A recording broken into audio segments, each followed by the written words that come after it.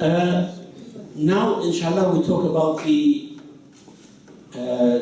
rules and regulations and the a'mal, the laws of worship in Mecca. First of all, just some geographical matters, because we talk about miqat, we talk about haram, and we talk about Mecca. Now, haram is an area around Kaaba, which of course differs. It's just a sort of area which nowadays some part of it is inside Mecca, some part is outside Mecca. But originally Mecca was enclosed by haram. As you see here, for example, in this picture, we have Tan'im on the northwestern side of Mecca, or on the northwestern side of Masjid al-Haram, which is the closest area to Masjid al-Haram. After it is they call it Hell. It's not Haram anymore. Haram has its own ruling. I will mention that later on. Yes, I can zoom it, but it goes a bit wild, you know.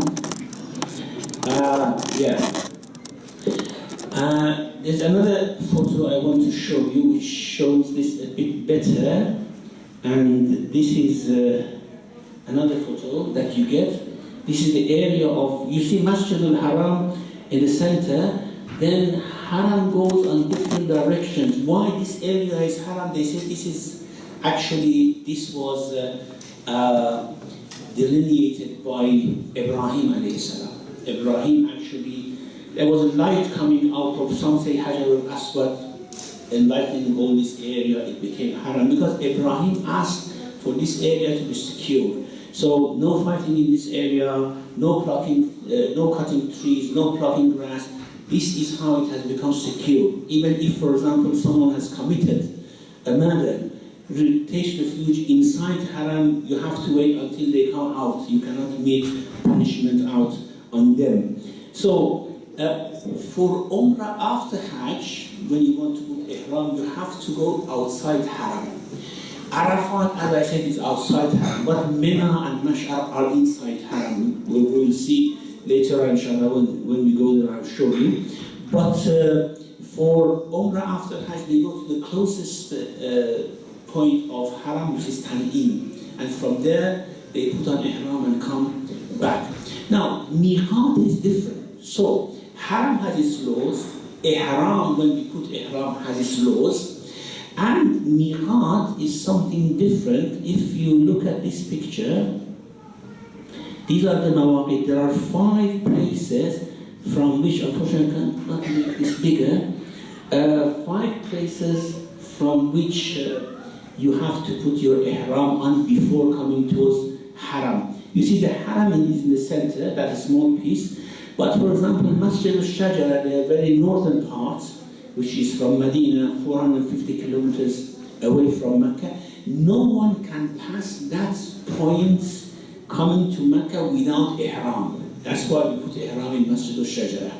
Or people coming from the north, from south, for example, they put ihram in Yalamlam, the most southern part, which usually people coming from Yemen used to put ihram there. You have other points, Qarn al-Manazil and Juhfa.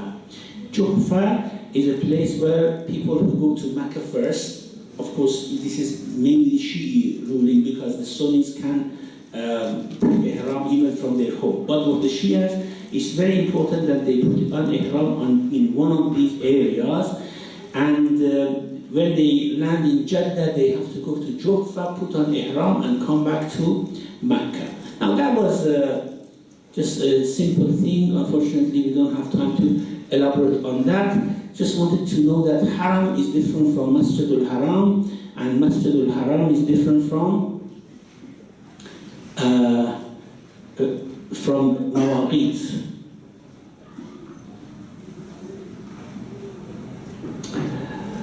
Okay, now let's go to our PowerPoint. Yes, we are there. Okay. There are three types of Hajj. Three types of Hajj. Hajjul Tamattu is what you are doing. Hajjul Ifrad and Hajjul Qiran. Now there is a difference between Shia and Sunni in definition of Hajjul Qiran and Hajjul Ifrad. But that doesn't matter because we are not doing that at all. We are not concerned about Hajjul Ifrad and Hajjul Qiran. What we are doing is Hajjul Tamattu.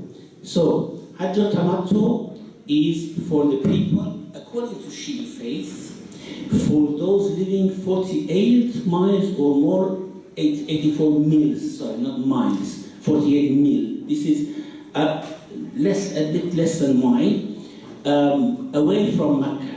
Now, about the exact length of a mil, there are differences. So usually the Fuqaha said between 86 kilometers to 92 kilometers.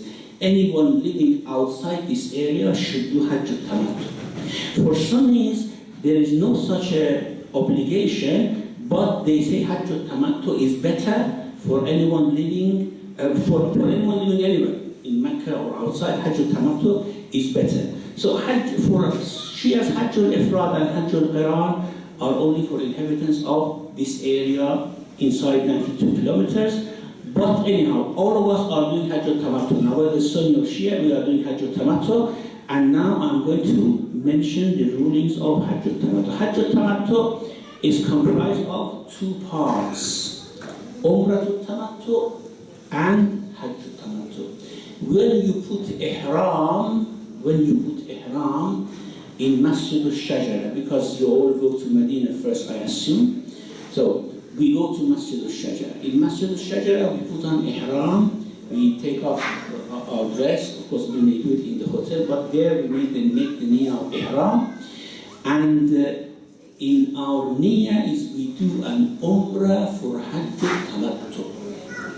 Both these acts go together. So your Hajj is comprised of two separate sections, one umrah and one Hajj. And you do the umrah first and Hajj second. When you put on ihram, your niyyah will be, inshallah we'll elaborate that. I'm there if anyone has any problem about that. I'm sure you are reading the books now. But when you put on ihram, you do the niyyah for Umrah Tamattu, for Hajj Tamattu, because they are together. Now, what are a'mal of Umrah Tamattu? Performing Umrah Tamattu, you do five different acts, and these five are here. Ihram, first the one you put on ihram in the designated place. Secondly is tawaf. When you go to, as soon as you put on your ihram in Masjid al-Shajara, and the ihram should be performed inside masjid.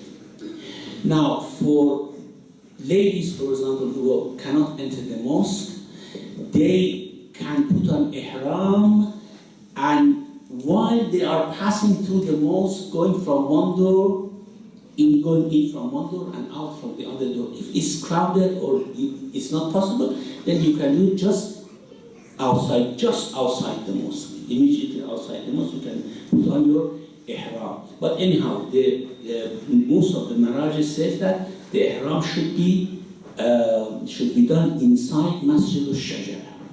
Now, when you before going for ihram, what you will do, for example, you make a ghusl in your ghusl of ihram. You can do ghusl of ihram, ghusl of entering Mecca, ghusl of entering Haram, all one niyyah, and from your hotel and go to the masjid. However, it is also recommended, especially for men, of course there are lots of facilities there for ladies and men, to do your ghusl where you are in Dhul Hulayfa, when you are in Dhul Hulayfa, in Masjid al-Shajara. We do a ghusl in the hotel, and then we may repeat the ghusl if we wish, or we may just do it there in Masjid al-Shajara. As I said, there are lots of facilities there for ghusl. You never would be short of shower for making your ghusl there. And then you put on your clothes, your dress, without niyyah. When you go inside the mosque, you make the niyyah, you just sort of shake your dress and say that I am intending I put on ihram for Umratul Tamattu, from Hajjul Tamattu. If it's your first time, you say from Hajjatul Islam.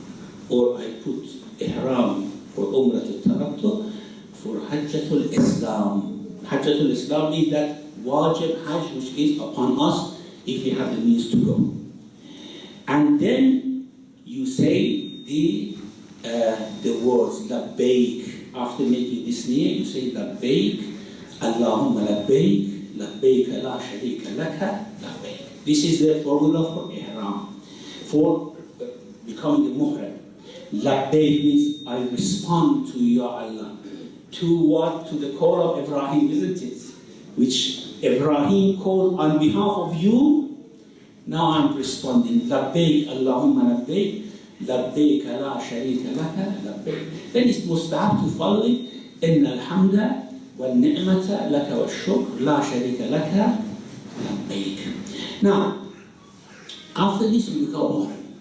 When we become muhrim, we come inshallah into the buses and we move on towards Mecca. Now, for ladies, there is no problem. Gentlemen, they cannot sit under the shade when they are traveling. They cannot have shelter. So usually we travel at night. We travel at night so that during the day we are not obliged to give a kafara for being under the roof of the bus. Because the whole purpose of Hajj is you have to suffer difficulties of nature. That's very important. Now, for those of you, and especially gentlemen, who are traveling at night in bus, you have to arrive in Mecca before sunrise. If you arrive after sunrise, then you have to pay kafara for being under shelter. And inshallah, of course, they arranged in a way that you arrive before sunrise. Otherwise, they pay for your kafara. Am I right? Anyhow, except if there is rain, then you cannot take shelter from rain as well. The bus should stop. You have to come out of the bus and stand under the rain until the rain is finished, and then you go to the bus again and you move towards Mecca. Anyhow, as soon as you reach Mecca in your ihram, they will take you to the hotel. You take a ghusl, shower for your tawaf, for entering Masjid al-Nabi, Masjid al-Haram, and then you start your a'mal of Umratul Tamattu, which is tawaf, salatul tawaf, sa'i, and then taqsir.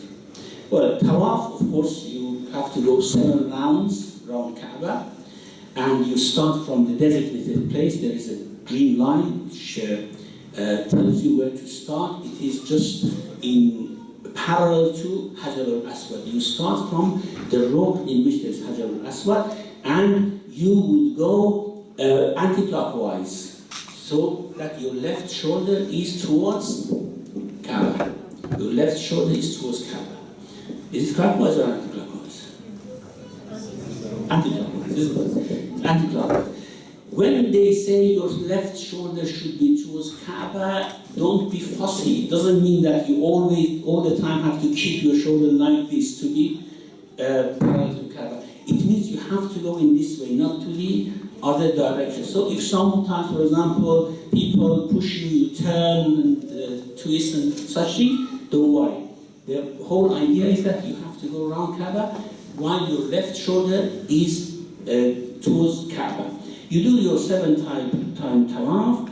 After finishing the tawaf, you have to do what Allah has mentioned. وَاتَّخِذُوا مِن مَقَامِ إِبْرَاهِيمَ مُصَلَّى. You have to pray behind Maqam Ibrahim. It's 2 rak'ah salat, just like Salatul Fajr. It's mustahab to recite قُلْ يَا أَيُّهَا الْكَافِرُونَ in the first rak'ah, قُلْ هُوَ اللَّهُ أَحَدٌ in the second rak'ah. That's mustahab, otherwise it's fine. So, you do these 2 rak'ah salat. behind Maqam Ibrahim. However, Maqam Ibrahim is now very close to Kaaba compared to the size of the Mutawwifin. So you have to go farther and farther and farther away towards the back of Masjid to pray behind Maqam Ibrahim. It doesn't matter. It's actually some people are very fussy, they want just to do beside Maqam Ibrahim or just behind Maqam Ibrahim, and they block the way for the Mutawwifin, which is not good. So you do farther away, it doesn't matter. Some fuqaha say tawaf should be between Maqam Ibrahim and Kaaba, which is a very sort of tight place. And nowadays it's impossible because the tawaf is very big, the size of tawaf is very big. And now our Maraja, Ayatollah Sistani, Ayatollah Khamenei, they don't have this rule. You can do tawaf farther away from Maqam Ibrahim. However, just a sort of practical hint. If you go between Maqam Ibrahim and the Kaaba, it's very tight. You are pressed, sweat comes, you get wet completely because everyone is pressing you, the heat of bodies, and all these things are there, and sometimes you are just taken without your control. But it is much easier to do it between Maqam Ibrahim and Kaaba than doing outside. Because if you do outside farther away, first of all, the length of tawaf would become too long. And secondly, you're all the time interrupted by people who are praying. So if you take on yourself that push and pull and compression that you feel inside Maqam Ibrahim and Kaaba, it is better, it takes shorter, and also it is more spiritual. There you feel the sort of pangs of mahshar when people are being resurrected. As Imam Ali alayhi salam says, the luckiest on the day of mahshar, on the day of resurrection, the luckiest is the one who finds a piece of land to put their feet down. So crowded it is. It doesn't matter. And don't be upset when you are pushed or pulled. It's no one's intention. It's the crowd. Sometimes people become very angry. Why are you pushing? No one is pushing. Of course, sometimes some people are very disrespectful. They come and push other people, but these are very few. Usually what happens, people push you from behind and you push people in front of you. Don't worry about that.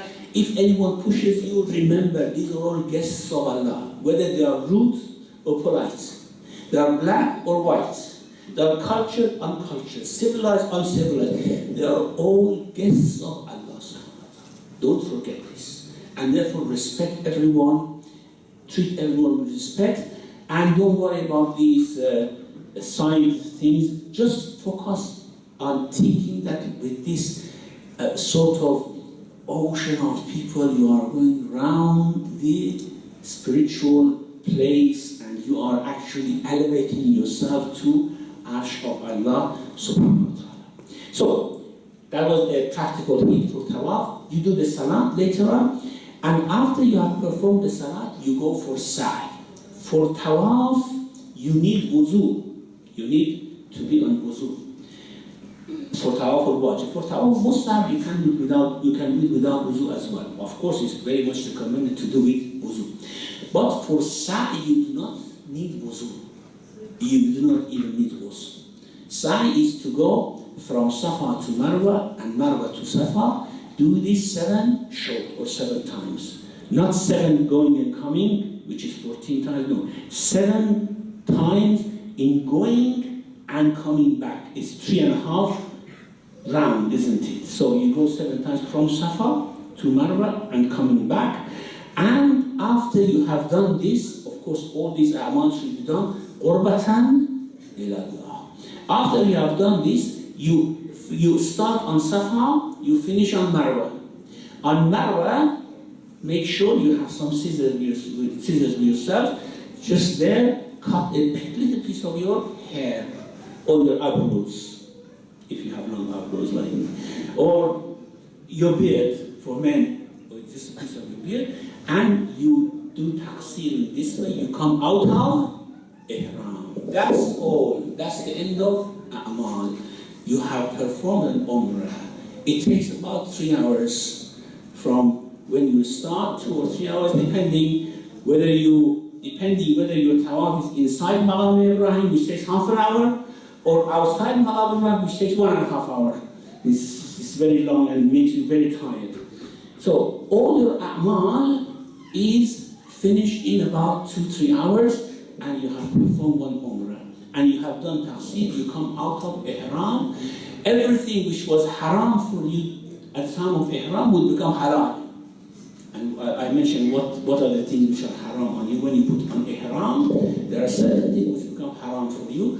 And in essence, you make all pleasures of life, except the very necessary. All pleasures of life forbidden for yourself when you put on ihram, because now you are at a higher level. You are not a physical human being anymore. You are a spiritual human being now. So you put all those pleasures behind you. Of course, for Umrah, it's very short.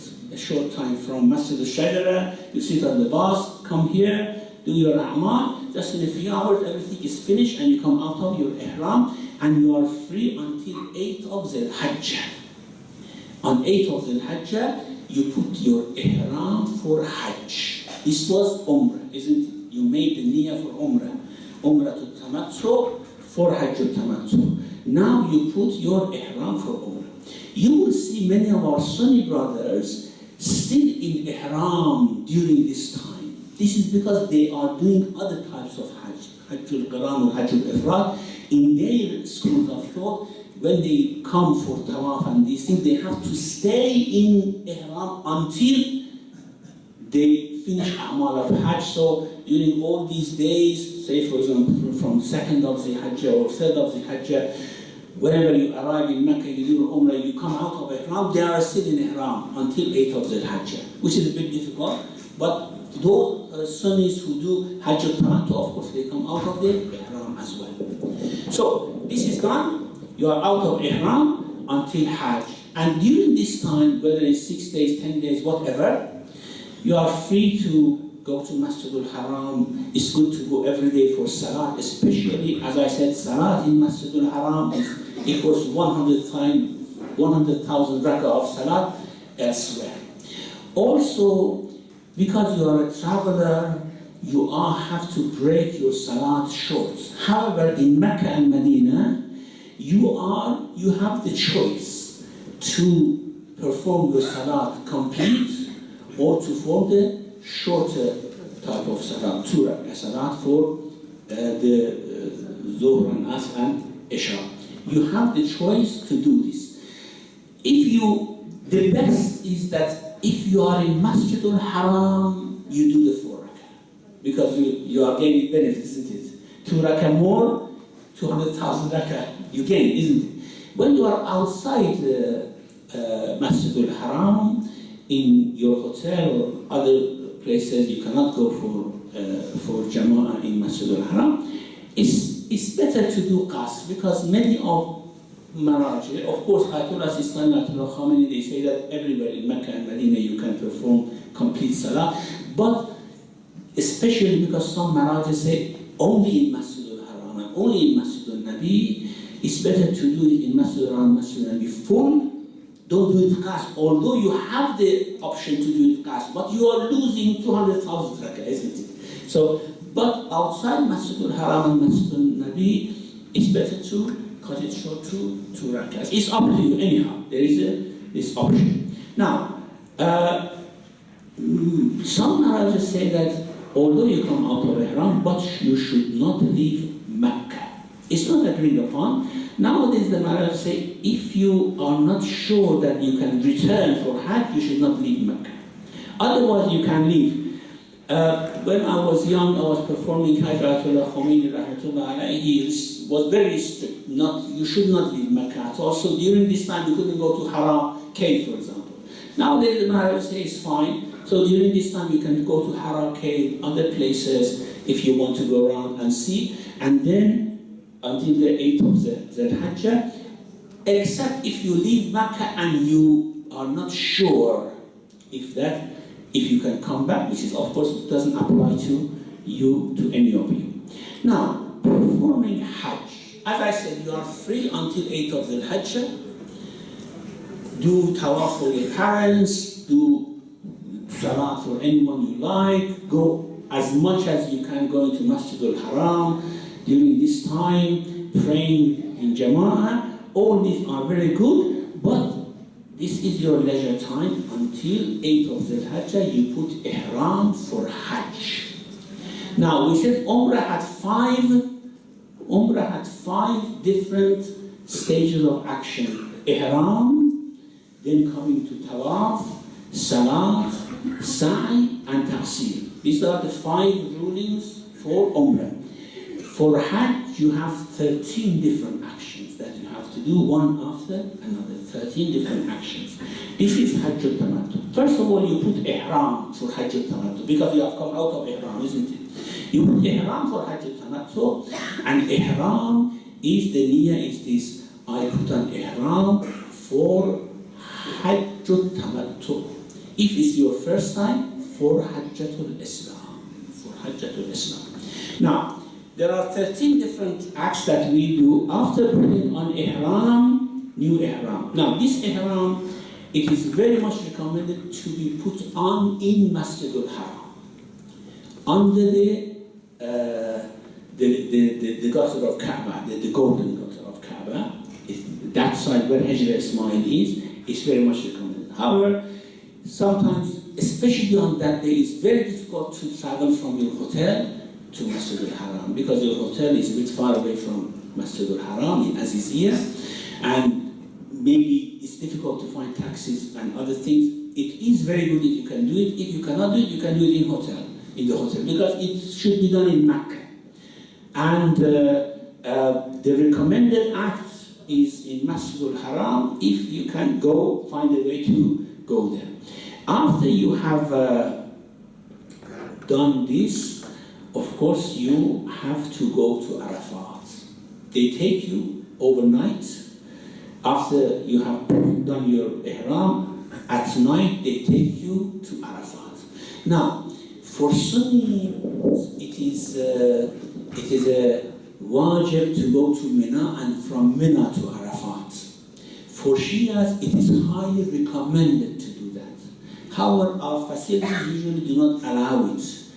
I think the group would facilitate, I'm not sure if you ask them later on, facilitate for those who want to go to Mina and from Mina to Arafat during the day. The problem is, from Mina to Arafat, you cannot find means of transport. I don't know whether, inshallah, Abbas would explain in logistics whether they have means of transport from Mina to Arafat on the day of Arafah to reach there before noon.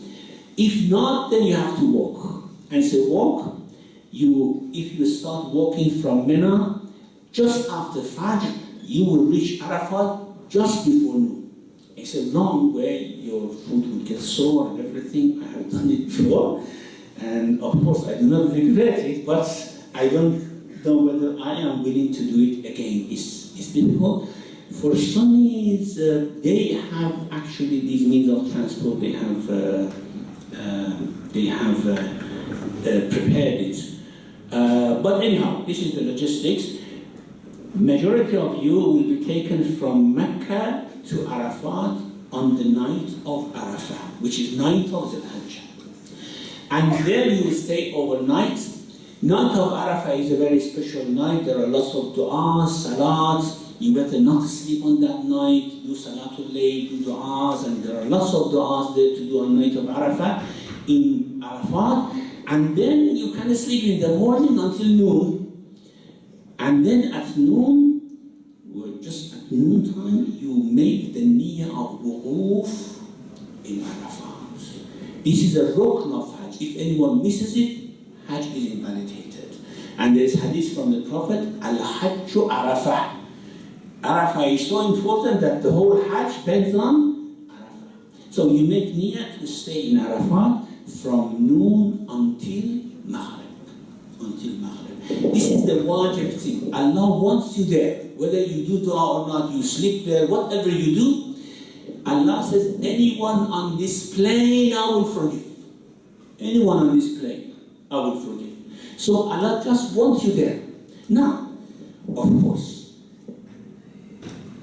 the best thing to do on Asr of Arafah, the best thing to do is to pray for forgiveness, pray for other lots of prayers, dua of Imam Hussein alayhi salam on the day of Arafah, they will recite it for you.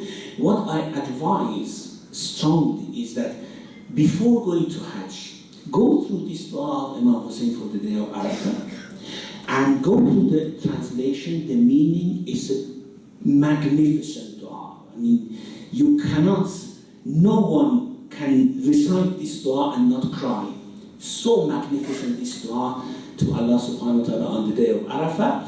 And then towards the Asr, it's good to come out of the camp and standing under the sun, asking forgiveness from Allah, asking all your hajat, remembering everyone in your family, friends, asking forgiveness for them. In fact, asking forgiveness for them would have more reward than asking forgiveness for yourself. So the next thing is, when Maghrib comes, you move from Arafat towards Mash'ar. There are buses, they take you, although if you like, by all means, you can walk, but it's a long way again, it takes 3-4 hours to walk from Mina, from Arafat to Mash'ar, and you have to be with people who know the way.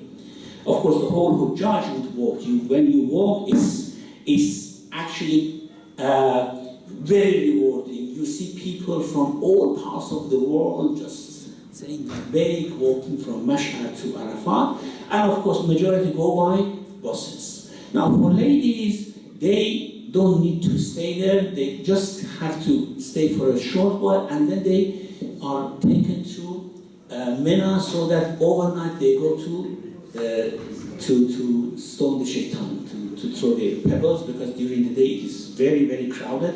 It may be difficult for ladies. Of course, any of the ladies who wish to stay, I don't know what are the logistics there. But anyhow, we move to Mash'ar. So the third act of Hajj is wuquf in Mash'ar, which is again one of the arkan of Hajj. To stay there.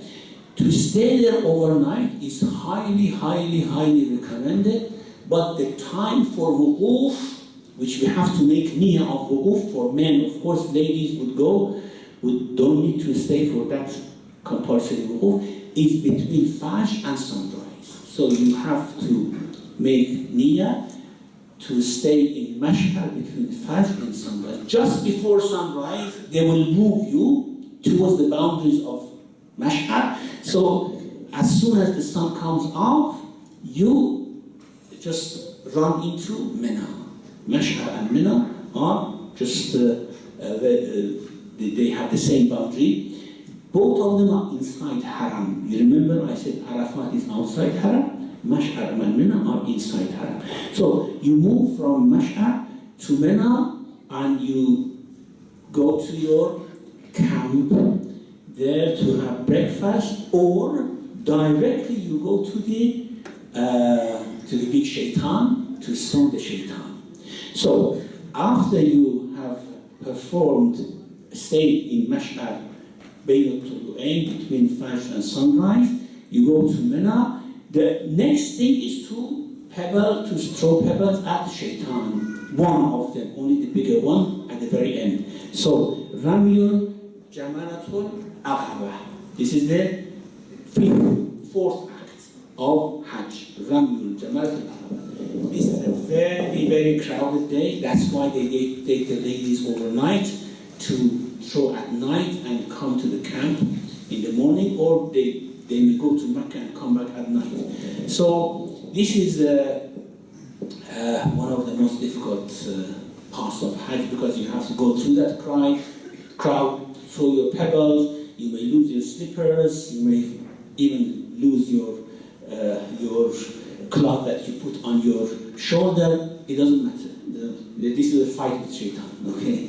It's a fight with shaitan, and it's a fight with those who want to fight shaitan.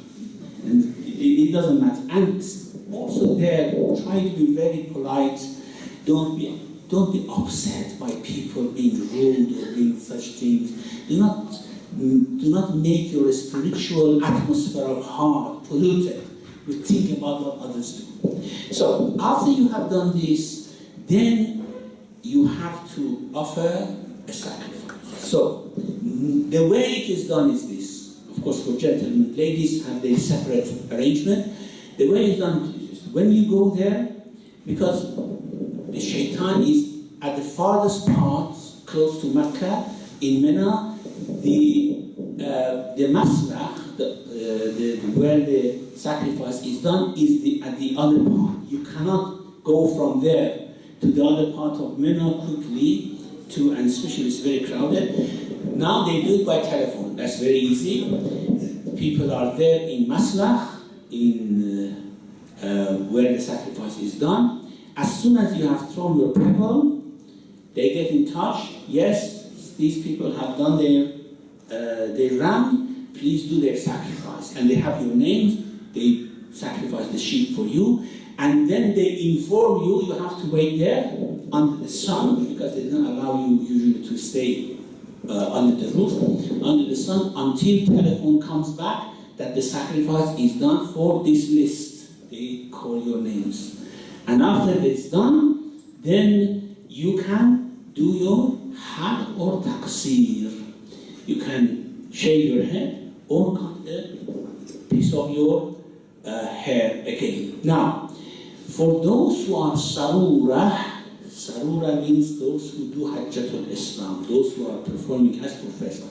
For ladies, it's just taqsir. They cut a little bit of their hair. For men, for those who are sarura, for some maraja, it's compulsory to shave. For some, it is better to shave, but they can do taqsir as well. For those who are doing for second or third time, or whatever, they can do taqsir or halq, whichever it is easier for them.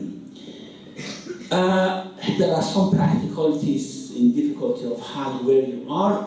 Inshallah, we'll discuss that when we are there for gentlemen, what you can do and what are the options that you can go through. So, the sixth action of Hajj is, we said there are 13 actions that you have to do respectively. So the sixth is halq or taqsir. After you have done this, you have to go for your tawaf. This is tawaful Hajj. The tawaf you did before was tawaful Umrah, wasn't it? It was tawaful Umrah. This is tawaful Hajj. You do your tawaf, and you can do directly from after you have done your taqsir. You wash yourself, you take a shower, and you can go directly to Masjid al-Haram. From Mina, you cannot find any means of transport. It's impossible at that time, and it's not advisable because the traffic is crazy. So the best thing is to walk from Mina to Masjid al-Haram if you want to do it on the day. It is a bit easier because it's not much crowded on the day. It is very crowded, but not that much crowded. It takes about 1.5 hours to walk from Mina to Masjid al-Haram. And when you reach Masjid al-Haram, you do your tawaf and salatul tawaf and sa'i. Otherwise, you can wait until night after you have done your wuquf in Mina, or next day, or the following day. But the sooner you do it, the better. The sooner, less crowded. It's always crowded, but when I say less crowded, it means relatively. Otherwise, it's always crowded, okay? The sooner you do your tawaf and sa'i is better. So you can do it on the day, next day, the following day, on the night, whichever way is easier for you and more practical. So, whenever you want to do your tawaf, you do tawaf, and then after tawaf, salatul tawaf, just like Umrah, and then sa'i, just like Umrah. So, these are the a'mal that you have to repeat. Now, after this, you have to do tawaful nisa. Now, when you have done your taqsir or halqa, Halq means shaving, taqsir means cutting. When you have done your taqsir or halq, you come out of ihram, except for three things. Except for three things. So whatever was haram for you would become halal, except for three things. Hunting, that you never do, of course, there. You never would want to hunt there. In old days, they had to hunt to find some food, but nowadays, of course, hunting is haram. Having relation with one's wife or husband is haram still, and using perfume is haram still. So if you do not go for your a'mal immediately after halq or taqsir, and you go to the hotel, be careful you don't use perfume soap, you don't use perfume shampoo, you don't use it until you do your tawaf and other a'mal. Now, after you have done your tawaf al-hajj and salatul tawaf and sa'i, after you have done these, the other two, hunting and perfume, would become halal for you. The only thing which remains, which will be removed by tawaf al-nisa, is relationship with your spouses. It's called tawaf al-nisa, but it can equal be called tawaf al-rijal. Because whether you are a male or female, if you don't do this tawaf, relationship with your spouse would not become halal for you. So everything will become halal after tawaf and sa'i, except relationship with women. If you are upset with your wife or husband, come back from Hajj without doing tawaf and nisa. Okay. Then you are separated by Allah subhanahu wa ta'ala. You are separated by Allah subhanahu wa ta'ala. No one can object. You can say, I didn't do tawaf and nisa. I forgot to do tawaf and nisa. So we cannot be together. Anyhow, after that, tawaf and nisa, and then salat of tawaf and nisa. So, after you have done the salat of tawaf and nisa, everything which was haram for you by ihram would become halal for you. The 12th action is wuquf in Mina for 2 nights.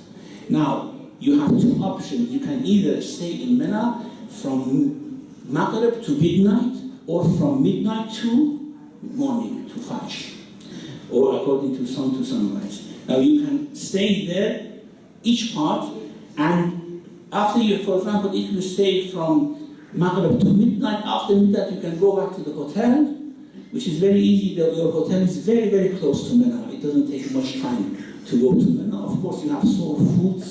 You will remember me when you want to walk from hotel to Mina and going back, you have sore feet, tired and everything. But anyhow, it's easier to go and stay in hotel until next night.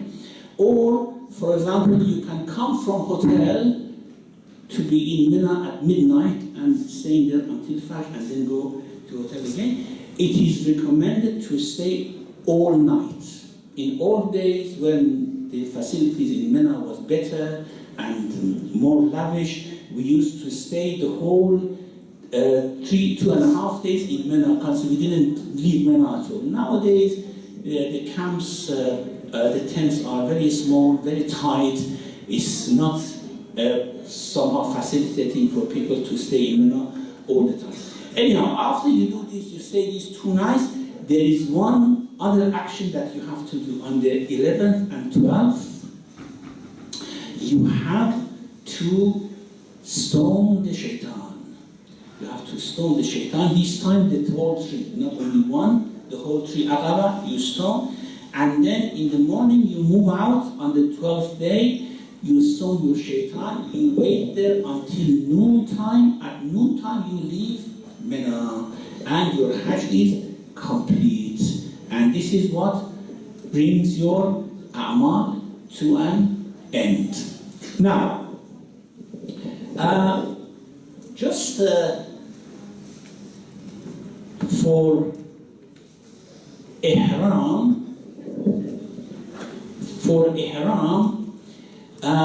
you need niyyah, you need the right dress with its conditions, and you have to put on your dress qurbatan ila Allah. You may put it on in hotel qurbatan ila Allah, or you may just put it on, and when you reach Masjid al-Shajara, you just a bit put it on again, or for ladies, just Shake your dress and say, I have put this on qurbatan ila Allah, and then it's talbiyah, labbaik Allahumma labbaik, labbaik la sharika laka, labbaik. It's recommended to clean the body before going there, do ghusl, and remember for Ayatollah Sistani and a batch of our manager, ghusl al-mustahab would replace the wudu, so you don't need to wudu as well. For Ayatollah Khamenei and another batch of our manager, ghusl is not enough for wudu. When you do ghusl, you cannot pray salat with it, you have to do wudu as well. It's recommended to wear cotton. It's reprehensible for women to wear black or colored dress. So that's why we see everyone is dressed in white. Now, this Muharramatul Ihram, I'll go through it very quickly. In Medina, we can, inshallah, expand on this because we have time in Medina to discuss about the Amal of Hajj. The first thing is hunting, which is forbidden. And of course, you are not going to do any hunting, except if, for example, you see one of those very big grasshoppers, which are sometimes at certain seasons very plenty of them you see in Medina, especially when and in Mecca when you walk. You have to be very careful, except if you just desire to eat one of them, then of course you have to pay kafara for it. And the kafara for cutting down a tree, the second thing is uprooting grass or cutting down trees in the haram or outside the haram. Now, these are the rulings for haram, but when you are put ihram outside the haram, it applies as well. And there are kafara for it, you are not going to do it. It's not permissible to execute, we don't need that. Also, when you are inside haram, that area, as I mentioned, it is highly reprehensible to take something that you find. Even if you think that, okay, I take this, for example, find the owner, it's better not to take it at all. Just leave it as it is, or maybe inshallah the owner would come. Now, prohibitions during ihram: hunting or eating from hunted animals. This is haram. Kafara applies. There's one reminder that I have to mention here. All these muharramat that are there, that is haram for you to do this, to do that, are kafara applies if you do it intentionally. If you forget or you do unintentionally, then there is no kafara applied except for hunting. Even unintentional hunting would bring about a kafara. Some ulama believe in kafara in the following cases as well, even if you do them unintentionally. Otherwise, everything else you do unintentionally, there is no kafara. If he needlessly keeps sorting his head or beard and a hair or two drops off, then, of course, we sometimes do it inadvertently, but sometimes just as a sort of habit we do it needlessly, then kafara applies. If out of ignorance he applies all to his body, or ladies apply all to their body, then of course kafara applies, even if it is inadvertently. Sexual relation between woman and husband is of course haram. Kafara applies if someone does that. A camel should be sacrificed. In addition to that, umrah is invalidated if relation is before sa'i. If relation is before sa'i, well, of course, this is not applicable to us. And hajj is invalid if the relation is before mash'ar. After mash'ar, the kafara is paid, but hajj is not invalidated. But before mash'ar, you have to pay the kafara, and hajj is invalidated, you have to complete it and repeat it again. And that doesn't apply. Kissing, of course, husband and wife, is not allowed. Kafara applies a camel or sheep, depending if kissing is lustfully or unlustfully. Lustfully, a camel should be given as kafara. Touching and watching lustfully again to your spouses. Kafara applies camel or sheep, again based on the difference that I mentioned. So try just to keep away from your wife or husband during ihram. That's the best way. Reciting nikah is also haram during ihram, either for yourself or for others. You find a good match for yourself in Hajj, and during the ihram you want to recite the nikah. The nikah, of course, kafara applies, is consummated, a camel. Masturbation, which doesn't apply to you. Using perfume, be it by way of wearing, smelling, applying, or eating. So, for example, a food which has saffron, you cannot eat. A food with good very perfume, the spices, is not allowed. Or wearing, for example, perfume is not allowed. Kafara applies. If you do that, the sheep should be given as kafara. There is one exception though, which is khaluq al-Kaaba. When you go there, you touch the Kaaba, you see your hand becomes perfumed.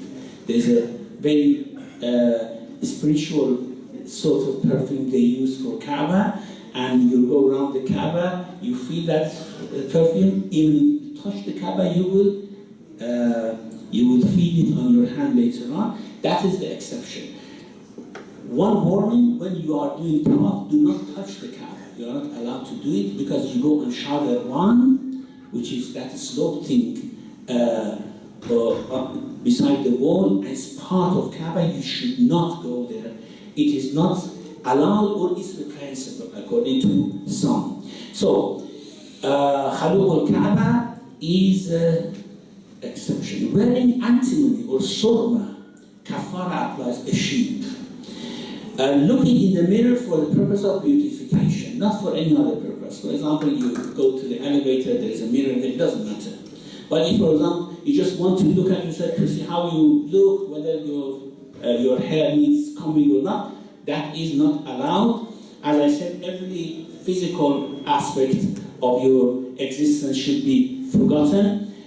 No kafara applies. What's recommended to say labbaik. After you watch in the mirror, you better say labbaik. Wearing shoes, slippers, or socks which cover top of the foot for men.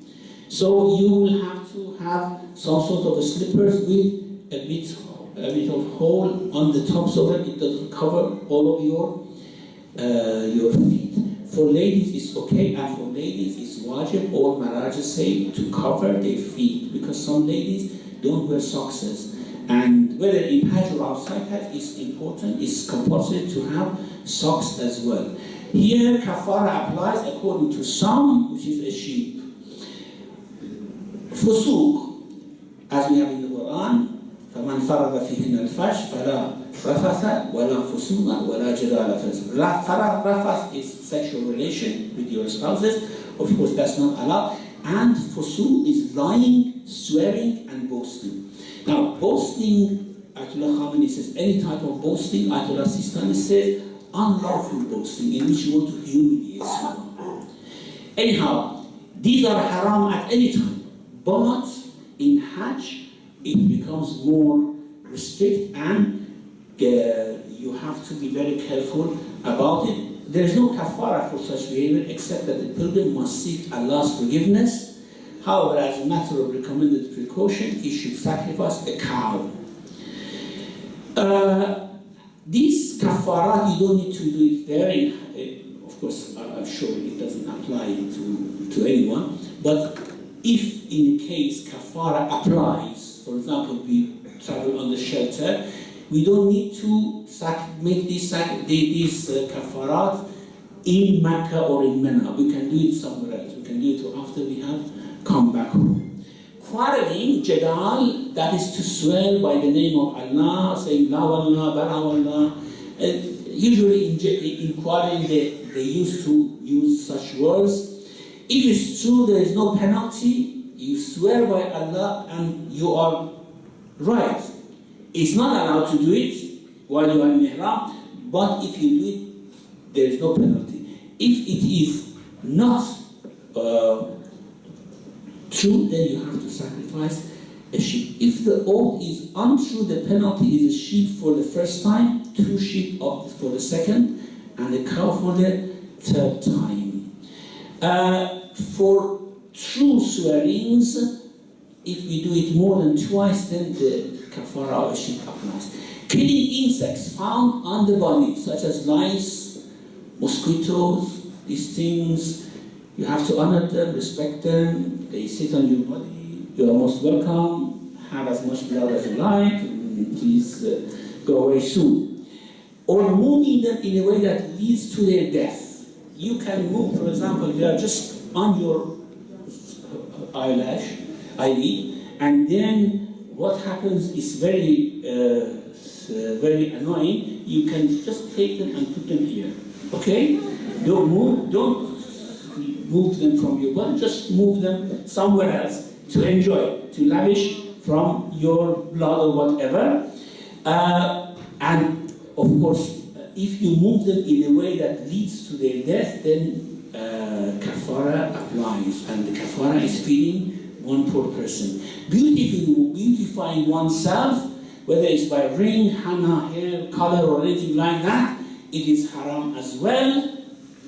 Of course, the ring, aqiq, or feruza, or these things, they are not for beautification because they are mustahab, that is allowed. No kafara for that. Applying oil or cream on body or hair, except for treatments. Now, that means even the creams that ladies especially use for their hand or face, which is not perfume, that is not allowed, and there's no kafara unless it is perfume that we mentioned, the kafara for perfume. Removing hair from the body is not allowed. Kafara applies if, for example, one shaves the armpit or any other part of the body. Kafara is a sheep. Otherwise, if, for example, we stroke our beard or hair falls when we are, of course, we're not allowed to comb, but anyway, we touch the hair.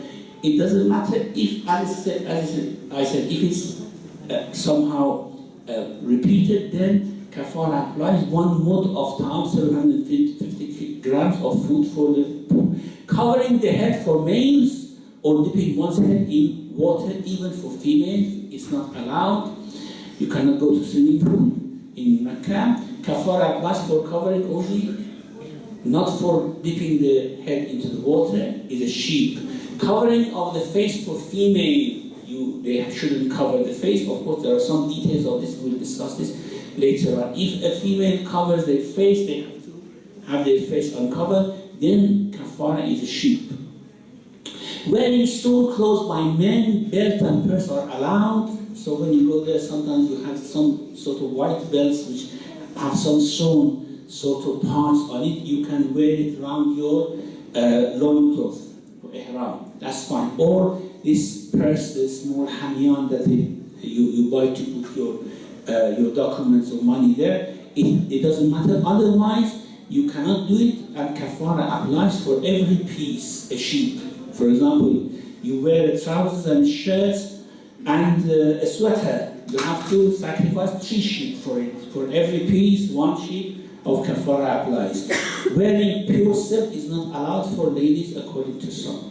Sheltering for males while traveling during the day after sunrise. I discussed this, and kafara applies to the sheep. Or sheltering from rain as well, the same thing. Bleeding is one body except if necessary. Kafara applies as a recommended precaution, a sheep. So no hijama or other things during the Hajj. Extracting tooth according to some scholars, allowed if not bleeding according to Ayatollah Khamenei and Ayatollah Sistani. I don't know how you can extract the tooth without bleeding. It's not possible, isn't it? Kafara applies a sheep. Cutting nails is not allowed. The kafara for cutting one nail is 1 mud of ta'am, 750 grams to be given to the poor. For cutting all hand nails in one session, it is a sheep or all thing. Carrying arms, kafara applies a sheep. Well, I don't know whether it's possible at all to carry arms. Cutting plants of haram except fruits, and the kafara is their value. These are the muharramat of ihram. Inshallah, we will go through it in more details when we are in Medina, we have very short time for question and answer. So if there's a very sort of urgent question, otherwise, inshallah, we can discuss all this in details when we are in Medina and when we want to perform it, when we go to Hajj, inshallah. Any very, very important question that you cannot eat at night, you cannot sleep at night if you don't ask it. So I know we're short of time, but can we bring in mosquito repellents in any way? No, you cannot use that, no. No. How about sun lotion? Sorry?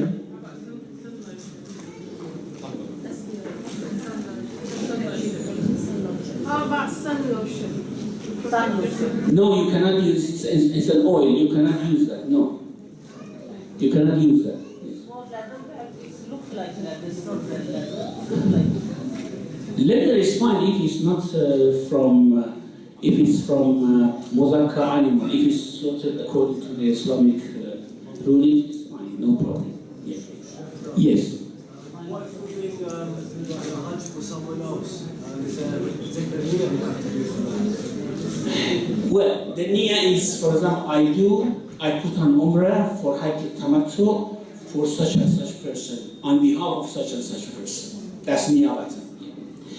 If you have not done your Hajj, you cannot do niyabah for others. If you have done your Hajj the first time, then you can do niyabah for others, on behalf of others. If it's wajib on them, then you cannot share that Hajj between them and anyone else. But for example, you have performed your Hajj before, you say, I performed this Hajj on behalf of my parents and grandparents, that's fine, it's okay. If it is mustahab Hajj, but wajib Hajj cannot be done like that. Yes? ladies can wear any color or Any color, but it's highly recommended to wear white color. Yeah. must be white. Hmm? Must be oh. Recommended, yes. If you are? So, what? If you are diabetic? If it's for treatment, that's fine. There's no problem. Yes. So the question regarding the tawaf, I've heard that when a person is doing the tawaf, his or her feet should be grounded. So considering a scenario, if a person gets into the Mustahib area between the Kaaba and Maqam Ibrahim, and the person gets stuck within the, let's say, with the portion, among the crowd, and gets carried away, and he or she tries to get out of it, but couldn't. If the feet are on the ground, you are walking, that's fine. But if they take you off the ground and they take you for long distance, yeah, your tawaf, you have to go that round without any niyyah, come into the same place and do it again. But usually that doesn't happen. It never happens. I mean, you always have the control, even among the pushing. Yes. So the Umrah Tamattu, there's no like a normal Umrah, there's no Tawaf on the side. No, there is no Tawaf on the side because Tawaf on the side is kept for after Hajj. If later on you want to do Umrah Mufrada, for example, after that you have performed Hajj, you go to Adna al-Hel, you go to Tan'im or whatever place, and then do an Umrah, that Umrah you need Tawaf on the side for it. Don't forget that, yes. Yes, Salam brother. Most of the instructions you've given seem to be either or. There are many different options. Yes. Will the group be performing together, or everyone have option to do what they want? If your marja is different, you will be instructed, inshallah, by the scholars how you have to perform according to the marja that you follow. So don't be shy to ask from the scholars who are around or from the people who know. And if you are doubtful about anything, do ask before performing it so that you don't need to repeat or to somehow destroy your actions. Yes. One regarding taking something from the haram. Yes. If you find something on the floor, for example, is there a kafara to taking it, or There is no kafara, but if you take it, then you are in difficulty of giving it back to the owner, isn't it? There was no sort of noticeable owner. You mean you take it for yourself? Yeah. No, you cannot do that, unless it is trivial. If it's trivial, you can take it for yourself. But it's reprehensible to do this. If you took it without the knowledge of not taking it. Without the knowledge of? If you didn't know not to take it, for example. Well, if you didn't know, it's fine. If you didn't know and the amount is considerable, you have to look for the owner. If it's not considerable, you can take it, that's fine.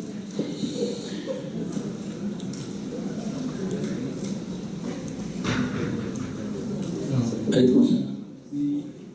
congregation for Namaz al-Jama'ah in Masjid al-Haram, is the usual rule apply that for Namaz al-Jama'ah you be all here and obviously in terms of the sujood, what are the outcomes? You just follow the way they do it. It's fine. In Masjid al-Haram, of course, you have all these marbles, so you can pray on them. In Masjid al-Nabi, it's better if you have one of these prayer mats, which is from a store. You put it and you do sajda on it. Otherwise, you just follow what the crowd do. Yeah.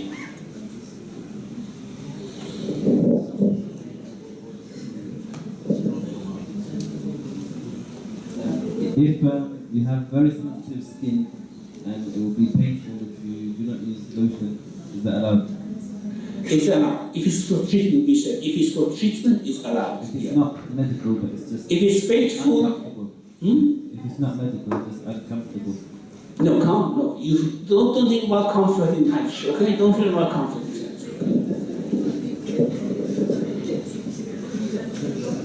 Haj Tours, I know what you could say, there's a facility there to get the Hajj finished.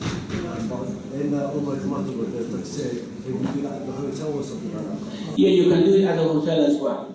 But be careful, don't do it for others before you have done it for yourself, because then kafara applies to you. Okay, you do first for yourself and then for others, and usually you can find scissors and people have it there. Anyhow, if you don't do it, you can do it later at the hotel. I think we have to, that's the last question because I have to leave, unfortunately, yes. You said about the going Hajj on behalf of your parents. How do you do it on your mother? Can you speak louder? Sorry, if you go to Hajj on behalf of your parents or your mother, so you do niyyah before. Yes. So and then if you do, for example, also Umrah Tamattu or you do Umrah Mufrad. On behalf of, yeah. On behalf of someone, yes. Usually people, what they do, they perform their Hajj. After Hajj is finished, there are a few days that they will be there. They go to Tan'im, they put on ihram for a new Umrah, and they do it on behalf of others. And the preference if you do the Hajj on behalf of your parents, you do taqsir or you do... Everything that you have to do in Hajj, you have to do. Yeah, but you do preference, do taqsir or you share? No, you do tafsir, you can shave, it's better to shave, but you can do tafsir as well. Okay, thank you very much. Unfortunately, I have to leave to get for Salat somewhere. Inshallah, there are many scholars with you in this group. One of the good things about this group is that you have the luxury of having many scholars with you. And I am also at your service there in Hajj and Medina. As I said, if you have doubt about something, even if it's very silly, please ask. It's very important so that you do not invalidate your actions. And the group organizers also are very, very helpful. Inshallah, we will have the pleasure of company of each other. Wassalamu alaikum wa rahmatullahi wa barakatuh.